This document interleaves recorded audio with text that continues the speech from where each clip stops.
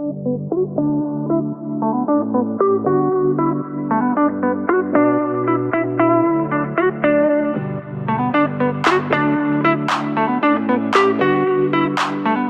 welcome to the Thrivecast. It is a production of the Thrival organization, and Thrival has been around, going strong for almost 15 years, where firm owners come from all over the world to build community and grow and build their firms together through our programs, events, education, and conferences.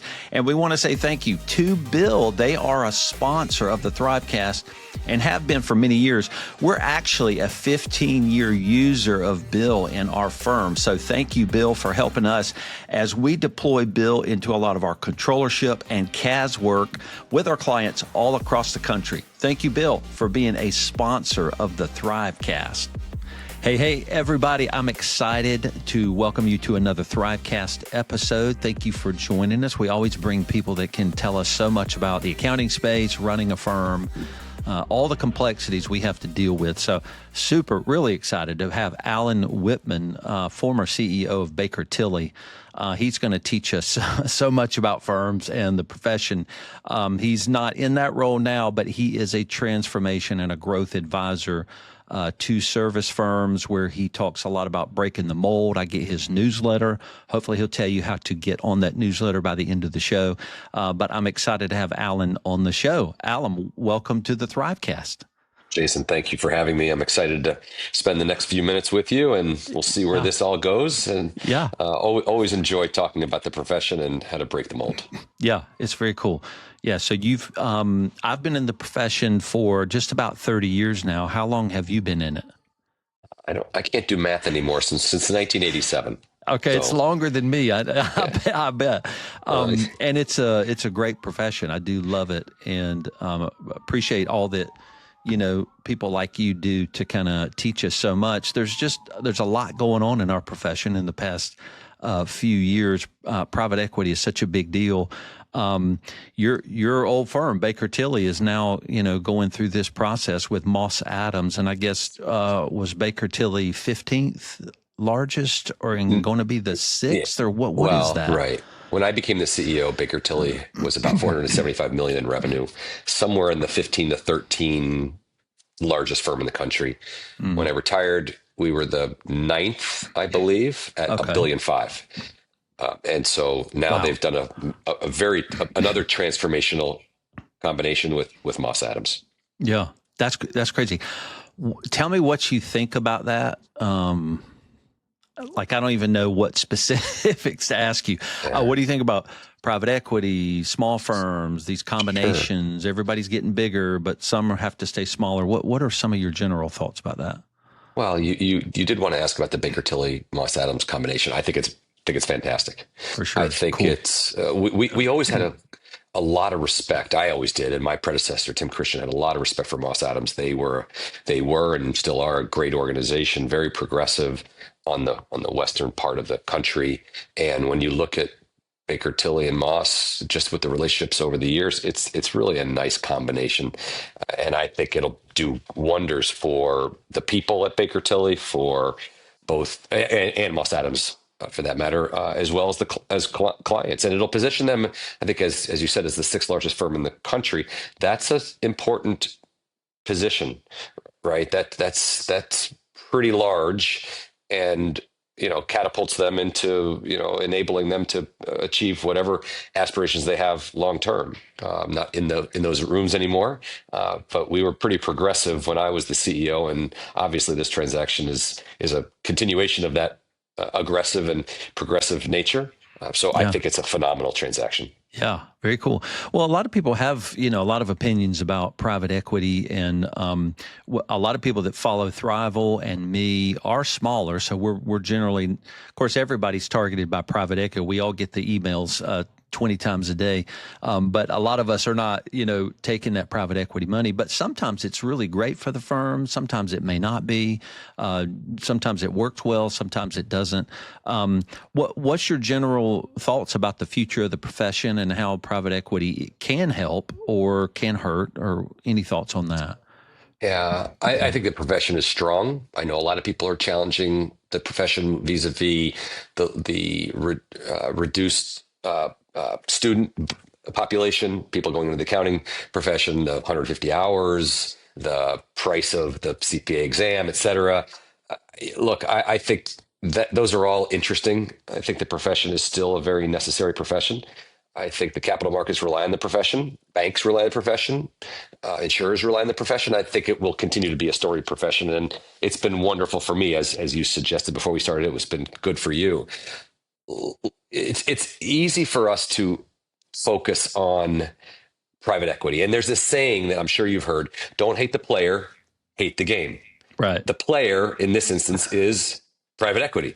The game is growth, discipline, transitioning from maybe a lifestyle practice or lifestyle business and to a professional business. That's the game. Being able to continue to progress your strategy, develop people, continue to invest where you need to invest in order to stay competitive, become relevant and sustainable. So everybody's arguing or hating the player, private equity, and really it's the game of business that they should be challenged with. Yeah. And as we look at things that have happened over the years, look, private equity's gone into RIAs, it's gone into the medical field, it's gone into services, and this was done years ago with American Express, UHY, a number of them, and everybody's gotten smarter. And I think it's a great thing for certain organizations. I think it's a catalyst for firms that are traditionally lifestyle businesses, and I can explain what that means if you're interested, into professional businesses. And that's what's necessary to have velocity, to continue pushing forward, to build the business such that it's sustainable and relevant, sustainable long into the future. So I think it's a good thing. It's not for everybody, but it's not for every manufacturer. It's not for every real estate interest. And so this is no different than anything else in the economy. Yeah, very cool. As firm leaders, we have to, like you said, we have to focus on running our firm, having a purpose, a goal, and things like that. And probably a lot of our listeners may identify as a lifestyle firm. Some are we do a lot of consulting with firms, and some of them are trying to change. They're like, oh no, I'm too late. They're older owners, and they're like, I've got to change. And so they're trying to not be that anymore. How do you purpose that with people? Do you say be lifestyle if you want to, but you got to do that on purpose, and grow if you want to, but you got to do that on purpose? How do you counsel people through that? Yeah, so I'm going to define what I mean by lifestyle businesses, because it's not about getting the second home or the boat. That's not the lifestyle. What I'm talking about is you set a plan at the beginning of the year and you achieve what you achieve. And at the end of the year, okay, we did what we did. Let's try again next year. That's a lifestyle business. That's hey, good enough is good enough. Right. Well, good enough sometimes isn't good enough. And so that's how I define lifestyle businesses. Look, whether you take an outside sponsor or a financial sponsor or a strategic sponsor or not, firms are businesses, and you need to run the business as a business. And given that they're professional services businesses, it's difficult to get people to do different things, to get them to change the way they've served clients or bill and collect or adopt technology. People are hard. Somebody that I work with now said to me once recently, they said, listen, human nature is undefeated. And I thought that was brilliant. Yeah. That's brilliant. Human natures, people don't like change. They're slow to adopt. They want to do it the way they've always done it. They want to do it where they're comfortable. That's human nature. And human nature is undefeated. You're never going to beat human nature. And so I think that even organizations that are staying independent, meaning they're not going to merge into another organization or they're not going to take on a financial sponsor, they owe it to their partners, their people, and their clients to adopt a more intentional style of business. I'm working with a firm right now, about 70 million, that says, hey, we need to refine our strategy. We want to stay independent. We want to do it ourselves. Great. All right. Well, this is what's necessary. The same things that are necessary if you took a financial sponsor: better collections, better billing, better rate per hour, better margins, offshoring or complementary workforce. All those things are are necessary to build a thriving business, whether you take on an outside party investor or not. Yeah. Yeah. And it's probably like any other business. I mean, we have our own disciplines and things we got to deal with as a professional business, but it's still the same purpose and strategy. And would you say growing firms being strategic, even if they had to do just strategic planning every year, is that a function that's hard for them to grasp? Like, do they generally not know how to do that well, to set goals, set a future, drive towards it, push for it, track it? Like, is that a skill we don't have as firm owners? Well, no, I don't know if it's a skill that we don't have. I've really never thought about it. That's a very interesting question. What I have experienced is that smaller organizations are they're in the business of accumulation. Accumulate any type of client, accumulate revenue, and every dollar is the same. If you add another 1040 individual tax return or compliance project to the busy season, you're going to make more money. Well, I would tell you that you're going to end up in 5 years with just a menagerie or potpourri of clients and not make sense out of it. It's just going to be, they're not going to be industry based, they're going to be service based. So what I've seen is smaller firms are in the accumulation phase. They're not in the strategy phase, meaning they're not intentional about what they're accumulating. And the sooner organizations shift from just being accumulators to being strategy focused and strategy driven organizations, like we're only going to go after these type of industry companies, or we're going to go after this industry and this industry, and that's it, the better they will be able to grow with more intention, faster. They'll be able to focus their investments in a few spots as opposed to peanut buttering it over every place in the organization, every partner, or every sector in the organization, and you will become much more mature more quickly. And I think if you ever do look to bring on an investor, you'll be more valuable. So it's not that they don't know how, it's that they're manic about keeping the lights on, which I understand. They're manic about just scaling, and they'll scale any way they can. And there comes a time when organizations need to say, well, we're not going to do that anymore. We're only going to do this, this, and this. And that's a really tough thing to acknowledge and even more difficult to do. Yeah, it takes a lot of discipline. And I love how you explained it. An accumulator is just a generalist type, whatever, kind of dump it in. But strategy is a lot about what we choose not to do. It's a lot of the no's we're going to start saying on purpose. And that really, it feels bad to do that. It feels like I've got to say yes to, especially to money. And ultimately that just bogs a company down, especially a professional services firm that has to be so focused, so technical, collaborative, team together. And that's such a cool, that's cool. Do people struggle to do that, to become strategic and then say no? Sure, sure. Look, strategy is all about decisions. What are you going to do? What are you not going to do? And you made a comment. Do people struggle with strategic planning? I don't believe you do strategic planning every year. You should set a strategy, and then you should execute an operating plan or an execution plan for that strategy until you decide to change your strategy. It's not strategic planning every year. A strategic plan is different than a strategy. That's just an operating plan. Your strategy is the umbrella that looks over the entire organization, and then you put plans in place to execute the strategy. And you're right. As I've said that smaller firms are in the accumulation phase of their maturity, so too are they the accumulation of the parts. This partner, that partner, and that partner. At the end of the year, you add up the partner's book of business and you hope that we grew rather than being, so it's a sum of the parts type of operating model, rather than being strategy led, where the partners and team members, everybody is executing the firm's strategy, which means you're going to do what the firm needs you to do rather than what you need to do. And that's a huge divergence from what smaller firms have grown up. Yeah. Well, I guess it's because, especially founders, right? They started the firm, and it's like, I want this to look the way I want it to look. And eventually an organization, it grows its own legs. It becomes its own thing, and you have to start serving it inside of the role of the CEO. And that means you may not like some of your work. You may like a lot of it.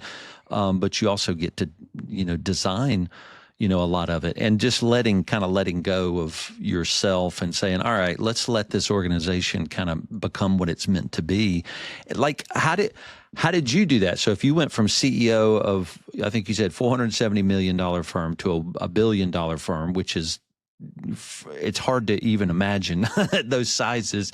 What kind of growth did you go through as the CEO to get to that place? And maybe where did you stumble some? Sure. And let me just say one thing before answering the question so that the audience uh, understands. Look, I started my career in the Big Eight, 654, PW, Coopers, PwC. I then went to a $5 million firm. So I existed in a very small firm, very similar to the audience that you have here. So I'm not this guy that only was at big firms. I was on the field with a lot of your listeners. And I saw a lot of the things at that firm that have shaped my thinking. Great experience. Look, when I became CEO, Baker Tilly was a wonderful organization, and we were truly a sum of the parts organization. We had a strategy, but given our operating model, we were more a sum of the parts than we were one firm, all for one. One, everybody says one firm concept and one Baker Tilly or what have you. Okay, well that's nice to say, but in practice, is it really done? And I noticed that the way our operating model was designed and the way our accounting was done and our compensation was completed, we were really a sum of the parts organization, very vertical, as I would like to say. My practice or my book of business, my practice, my region, your. And so we were very vertical. And I wanted to shift it from being vertical to horizontal, where people were working across the organization. And so in 2018, we hired a firm by the name of Axiom Consulting Partners, led by Dave Coleman, that firm is now Lotus Blue. And Dave was the GOAT when it came to strategic planning for public accounting firms, and he just wrote a book. I can't recall the title. Another great book, his second book. Anyway, they helped us design a strategy, and I coined the phrase: "All roads lead to and from strategy." No matter what you do, it's all about strategy. I don't want to hear what you want to do. I want to hear how you're going to execute the strategy. And look, we were a large organization at 475 million. That's a lot of people to convince. That's big. And Yeah. so we went on a journey of getting people to align to the strategy first, so that they knew that their work and their efforts were only done to enable the firm's strategy. So we went from 475 to $1.5 billion in 8 years. Wow. And half of it was through acquisitions, and half of the growth, and half of it was through organic. I was just talking to one of my coachees from about a $200 million company on the way to my office from the airport. And I made a comment to her saying that the most beautiful thing about strategy adoption was that people stopped talking about what we did, meaning audits, tax returns, consulting. And we talked about what we were here to do for the client. We were here to deliver X, and in Baker Tilly's case, it was to protect and enhance their value. And everybody started talking about the strategy. And so we were talking strategically versus the micro. And the shift in people's thinking was transformational. And that energy, like you said, you got to let the company be what it's going to be. That energy carried people through. And so the strategy pulled everybody through, rather than us beating on ourselves and on billable hours, although that of course was part of it, or the delivery of our services, et cetera. It was a huge transformation, and that enabled Baker Tilly to triple in a very short period of time. Yeah, that's amazing. But I know some people couldn't go on the journey with you, for sure. I mean, didn't you have to show people the door? Well, look, somebody that I respect greatly, Stephen Chipman. Stephen was the CEO of Grant Thornton, maybe in the first decade of the 2000s. Fantastic mind and very successful. He's gone on to have a great career after retiring from Grant Thornton. He said to our leadership team once, he said, "Listen, if you can't change the people, you need to change the people."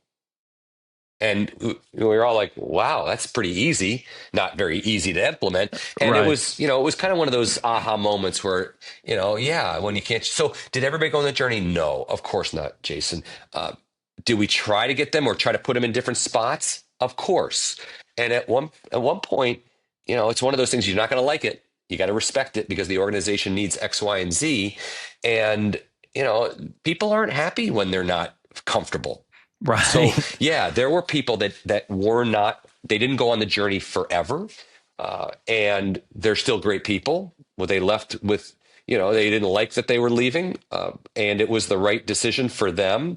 And I would tell you, I've written about this, Jason.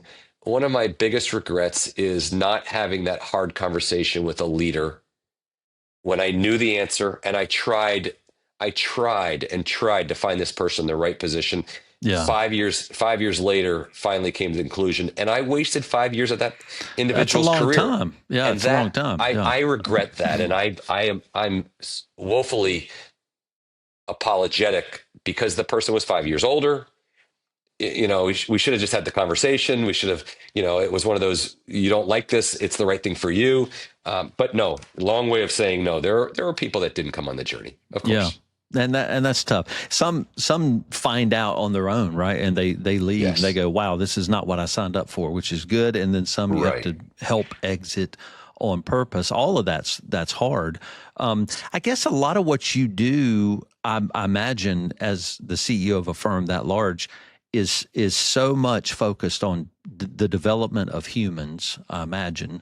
And when it's that large, it's probably the development of a lot of your leaders as they learn to lead on your behalf with the rest of the firm. Like what does that mean you would do on a day-to-day or a week-to-week basis? Like a billion-dollar firm, CEO, is it with just people? You're in meetings all day, on the phone? Like what are you doing? Yeah. Well, great question. And I think this is important for everybody, no matter where you are in your leadership maturation.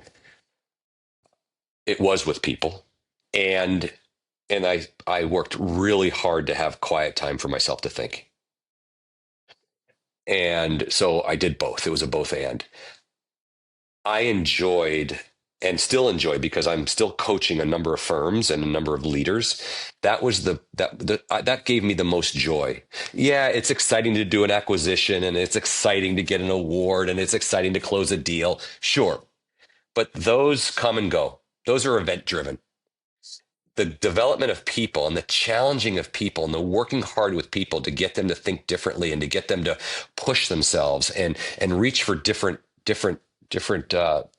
shelves, higher shelves on the wall is fantastic. So I had scheduled calls with all my leaders. Some I talked to every week, some I talked to every other week, some I talked to every month, depending upon where they were in the organization. And we didn't talk about numbers. We didn't talk about their results. We talked about strategy and people development and what were they doing and how are they executing their strategy, and let's push ourselves. To me, that and to get them to think differently, open their eyes to new opportunities and new pathways. That was a huge part of what I did each and every day. Yeah. And you did write about this. I can't remember, on your newsletter or LinkedIn or something. And you did say you were with people, but you did say you had to have quiet time and you had to read too. You had to keep learning. And we, in our firm, we have our leaders read a book and our team read books, and some firms we coach with, they're like, oh God, my team would never read a book. And it's just, I mean, even the basics of reading a book it feels so critical. Like you can't do this work without continually feeding yourself new learning. Were y'all a learning organization? Did you say y'all got to read so many books a year, or how did you want them learning? No, no, I don't. I pushed our leaders to gather information from any source they could, whether it was reading, podcasts, Yeah, for sure. meetings, what have you. Yeah. I remember having a conversation with one of my senior leaders, and she mentioned, I'm part of this group of five, and it's very common in public accounting. The firms work together. They compete and they help each other. And so she would connect with her counterpart at five firms of equal size or close. And I commented, I said to this colleague, I said, that's great, but they're trying to figure out the same stuff you are. You may learn a little tidbit, but what about going out and meeting with people outside the industry, outside of the profession, people that are bigger, people that have come to these topics before you? And that at the beginning, that was a little bit of a, well, why would I do that? They're not accountants. They're not CPA firms. Well, that's exactly the case. I remember reading No Rules by Reed Hastings, the guy that founded Netflix. Netflix, right? And it's a great book. And so I learned so much from that book. And so were we a learning organization? Well, we tried to be. That's hard. Everybody says it, everybody claims it. We didn't assign books. I did share all the books that I was reading with my leaders and said, hey, you might want to read this. Look, they can get their information any way they wanted. I was expecting them to get information. And my way of doing it is experiencing learning the experiences of other leaders, because I would then be able to transform it or convert it to Baker Tilly. I think his name is David Coady. He was the CEO of Honeywell. Well, what am I going to learn from David Coady at Honeywell? Well, you'd be surprised. I learned a lot from that book, or Immelt from GE, or and it's not the sensationalized story. It's really, how do they deal with the things that were going on in their company? And then I applied it back to Baker Tilly. And to me, it was fascinating. It still is fascinating to learn from others, to be able to apply it to your own business. I pushed our leaders to think outside in. Everything is from the outside in, whether it be clients, constituents, other leaders. We need information. And frankly, Jason, one of the best gifts that I got by connecting with my leaders is I got information.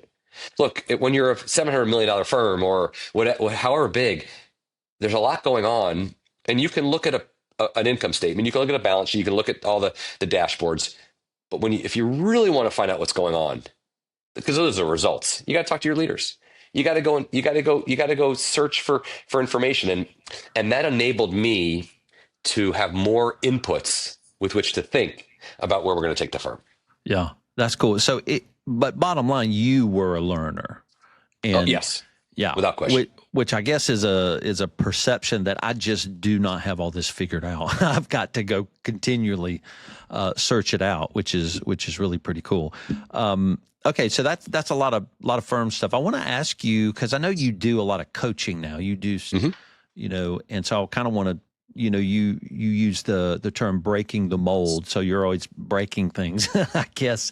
So I want to ask a lot about some of those coaching things, but you do emphasize in some of your coaching language asking uncomfortable questions, like people deciding that they know the direction, and you may ask them, are you confident that's the best approach? Like, so pushing them and challenging them. What are some uncomfortable ways that you push, maybe, I guess, privately when you're coaching somebody? What are some ways you push them to achieve more, maybe more that you see they can achieve that they can't even see on their own? How do you push them uncomfortably? Well, you ask them hard questions. Most of it, Jason, is around the effectiveness of people. Yeah. Most of it is dealing with things that are not being done or not being achieved. Like, for instance, I had a client a while back, that a CEO that called me and said, hey, my messaging is not getting through. I'm like, well, why do you think that? Well, because of X, Y, and Z. And so I'm like, okay. And so I came in, I meet with their leadership team, and then I start coaching some of their leaders. And we started picking at the messaging. And we start picking at all of the what are they called? The untouchables, the things that the things that we can't change. Well, why can't we change that? Well, because of this, and this. Well, you realize that by not changing that, you're never going to get this message across. And so somebody said the eyes of an alien. So I'm on the outside looking in and seeing. I'm on the balcony. One of my coach, Lori Zukin, who's a wonderful coach, Zukin Institute, she taught me so many great things as I went through being the CEO. And one of the things she talked about was sometimes you need to be on the dance floor and sometimes you need to be on the balcony. And this has been written about. Yeah, and I'm always on the balcony. That's a good. I've read that article. Right. That's a great one. I've always been. So I'm on the balcony and I'm watching everything going on on the dance floor, and you can just see the rub. You can Yeah. see where things are not going right. And so it's about people, it's about process, it's about interrelationships within the organization. And what's interesting is I can ask the question that nobody wants to ask. I'm the outsider, and so I'll ask, well, why are we doing it that way? Why why are we having these inroad, in fights, et cetera, or struggles? So I can't really pinpoint it to one question. And I want the audience to recognize, and I've written about this. I don't wake up every day saying I've got to break something.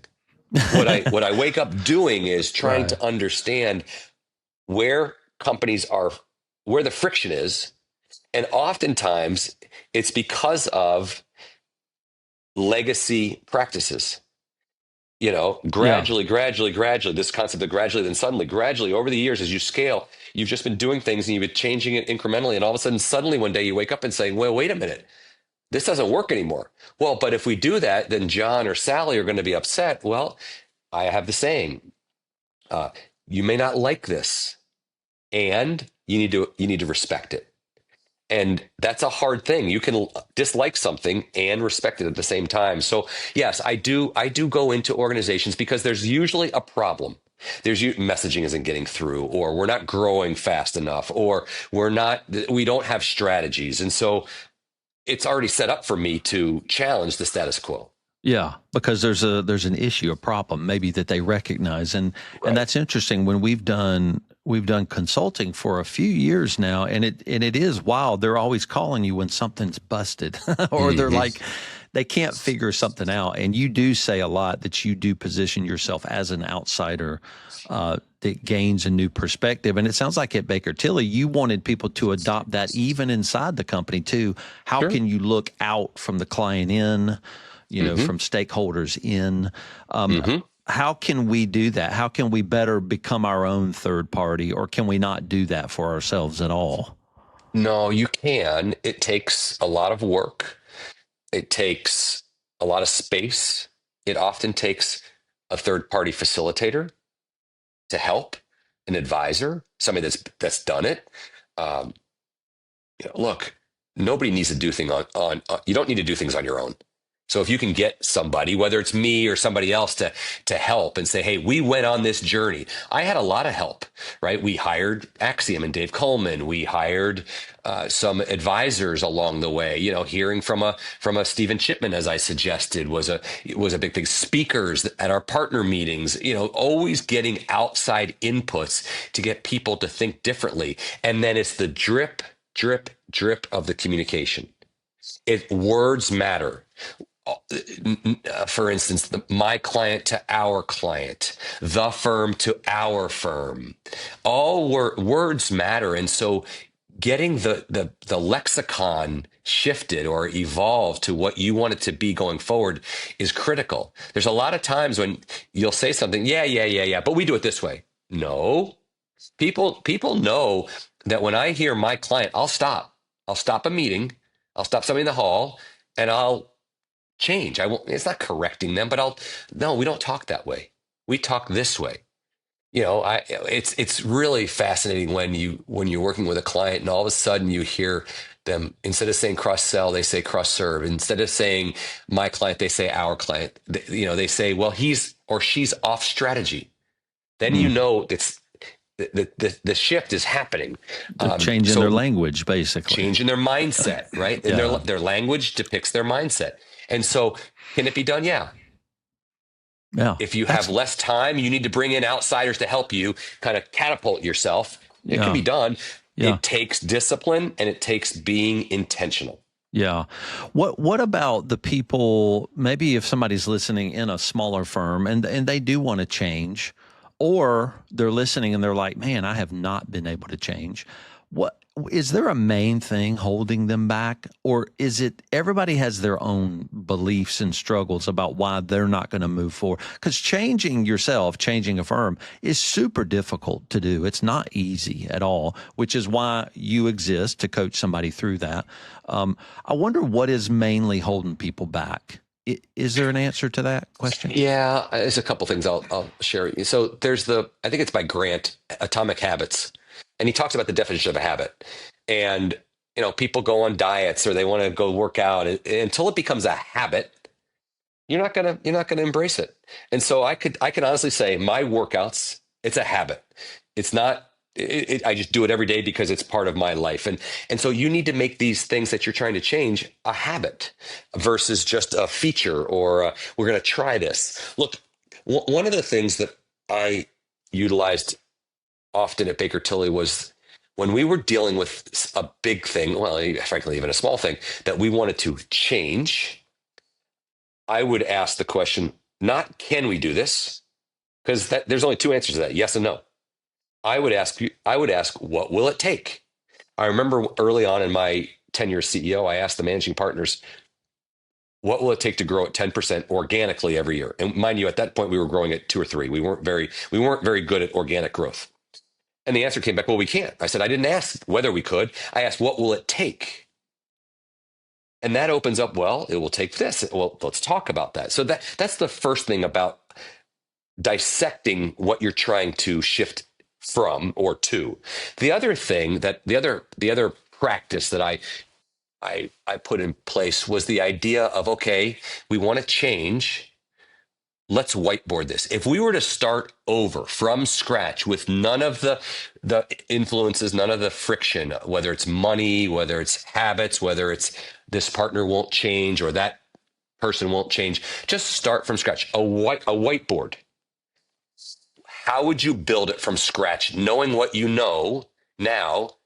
Forget all the influences, forget all the friction. How would you build it from scratch? And then one by one, layer in the things that are obstacles. If you do that, you're going to come up with a new way of doing it, and then you'll knock down every objection or objector.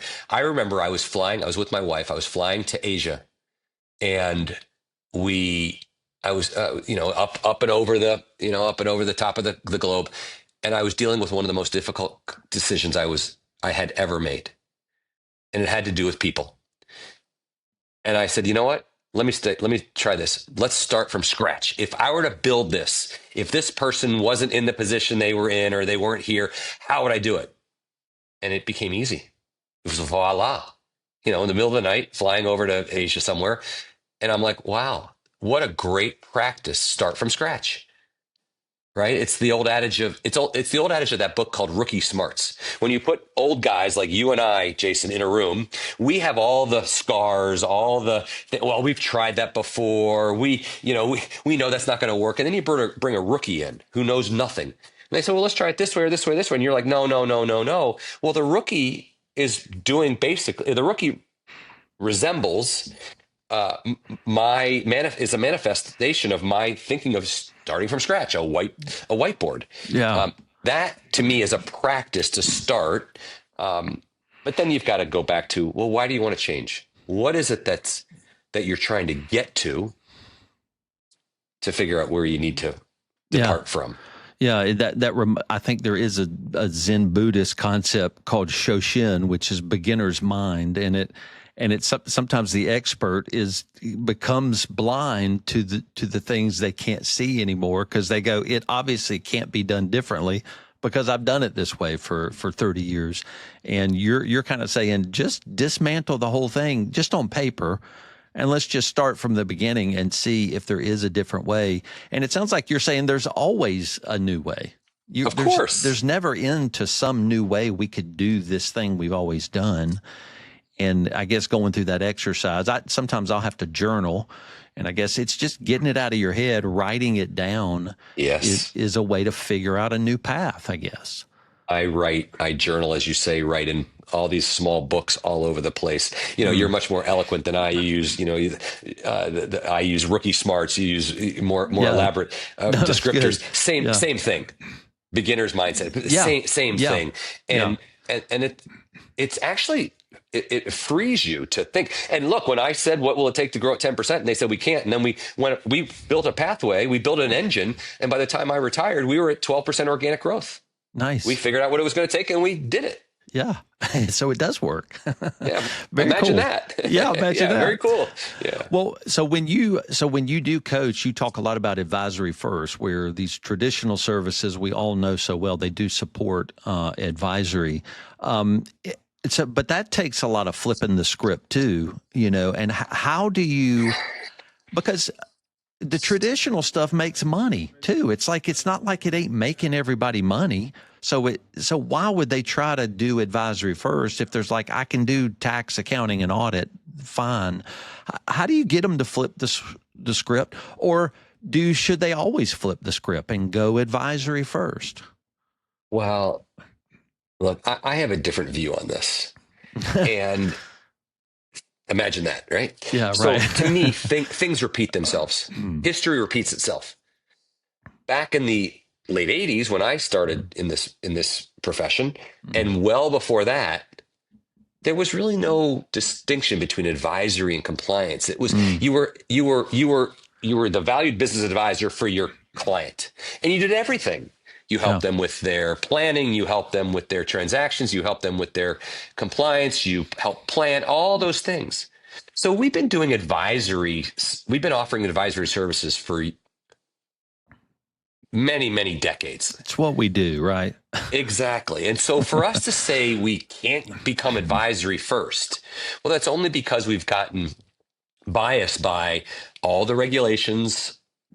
Time is not on our side. People expect things to be done sooner. We're deadline driven. We've not adopted technology. We've not automated as much as we can. So we're a product of our own inability to move with the times. And so I don't know if that's it. We're not able to do it. It's that we're still stuck in, well, yeah, that's great, but I got to get the work done.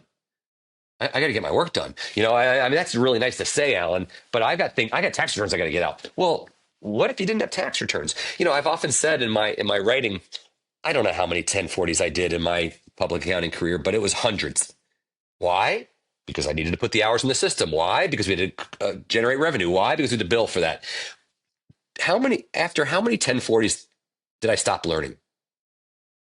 Probably, let's just say I did 500 1040s in my career.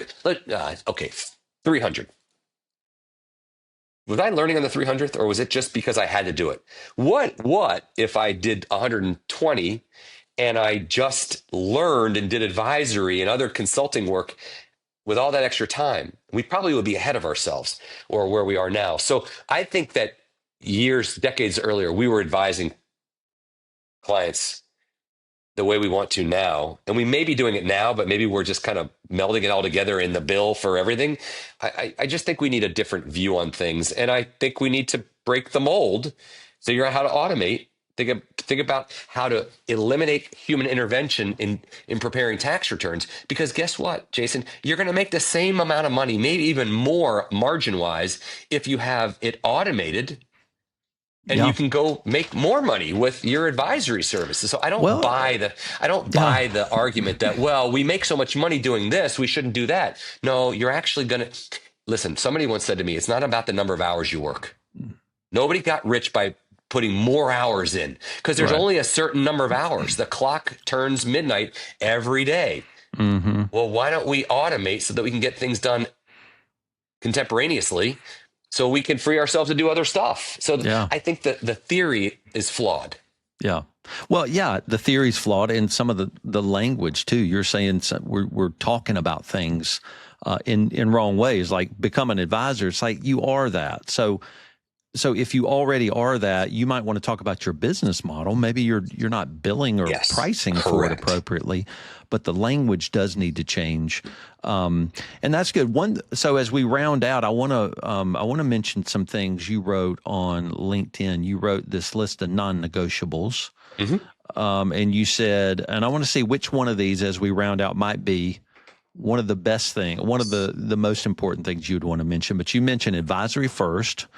Traditional services support advisory work. Then you said citizen-led. There's no bide one's time or get the grade to move up. Then you said speed is a non-negotiable, less hierarchy, more focus on being nimble. Then technology-led, tech drives efficiency in all aspects. Then you said productized services is a non-negotiable, embrace subscription models, Then remote team, the office is a place, not the solution. Cool. No chargeable hours, bill based on value delivered. And then the last one was merit-based positions. Worry about people's impact, not their hours. And so what would you end the podcast with if you wanted to talk about one of those as most important? Or could you call one most important? I am gonna call one. Okay. I think that each of them touches a different part of every organization. Yeah. And so, if you tell me, well, I'm focused on people, then I would say this is the most important. If you told me I'm focused on clients, then this is, or revenue streams. So I don't think it's as easy as picking one. However, the one that I would pick if forced to at gunpoint would be speed. Decision making and velocity. To me, that covers everything. So no matter what you do, speed of learning, speed of adapting, speed of developing, speed of decision making, all those things to me is critical in today's day. I just wrote about that, as it relates to what does the next gen leader look like? Yeah. And I said, the skills are the same, but speed and velocity and inertia and the flywheel is so critical to keep organizations moving forward. That is the one that covers everything in that list. Nice. So I would pick that one. Okay. And are you saying it is speed because technology's changing so quickly, the firm's changing, like you got to stay ahead of stuff faster than you had to in the past? Well, sure. You need to, right. Whether it's technology, people. Look, COVID, as horrible as it was, which it was horrible, it was a time machine. Mm-hmm. We stepped into it in March of 2020, right? Yeah. We stepped out of it in 21. Some people step out in 22, what have you. Yeah. But you step out of it and it's like, whoa, this is like 2035. Everybody's working from home. It's like the space age. And that was happening gradually over time. We just hadn't gotten there. And so we need to be quicker at adapting to that. And I do believe in being intentional versus, intentionality versus proximity. And so to me, speed covers everything. Whether it's planning, whether it's decisions for everything, hiring, offboarding, et cetera. So to me, it's universal. Very cool. Not just good technology. Stuff. Yeah. Well, Alan, this is just some good stuff, man. So thank you. Thank you for hanging out with us. How should people follow you or get some of your content online? Yeah. So I'm on LinkedIn. Just look up Alan D. Whitman. I'm on LinkedIn. Excuse me. Mm-hmm. I have a Break the Mold newsletter that comes out 9:00 every Sunday morning, like clockwork. Yep. I post a blog on LinkedIn, and it's a LinkedIn newsletter. I post a blog every day or a post every day on LinkedIn, and then you can go to my website at alandwhitman.com, ALAND as in David, Whitman, WHITMAN.com. And you can register for the newsletter and all that fun stuff and see some of my writings. Okay, cool. Well, Alan, thanks for teaching us and being with us on the Thrivecast. We appreciate you, man. My pleasure. Great being with you, Jason. All right. Take care. We'll see you. Take care.